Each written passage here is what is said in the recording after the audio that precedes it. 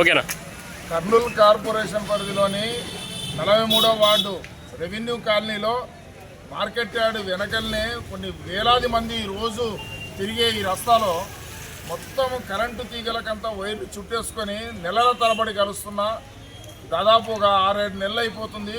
కానీ ఎవరు పట్టించుకునే పరిస్థితి లేదు. వేలాది రూపాయలు ఈరోజు జీతాల పేరుతో తీసుకుంటున్నారు ఏఈలు కానీ లేదంటే లైన్ మ్యాన్లు కానీ వీళ్ళకేం కనపడడం లేదా అని చెప్పేసి ఈరోజు మేము ప్రశ్నిస్తున్నాం.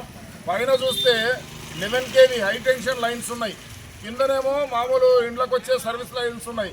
కానీ ఇండ్లలోకి మొత్తం కరెంటు తీగలకి ఎంబడి చెట్లు లోపలికి ఇండ్లలోకి పోతున్నా కరెంటు అధికారులు మాత్రం ఎన్నిసార్లు కంప్లైంట్ చేసినా పట్టించుకునే పరిస్థితి లేదు.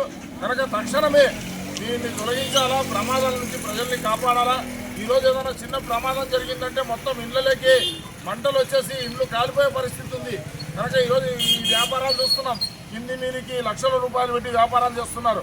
వాళ్ళ వ్యాపారాలనే దగ్ధమయ్యే పరిస్థితి ఉంది.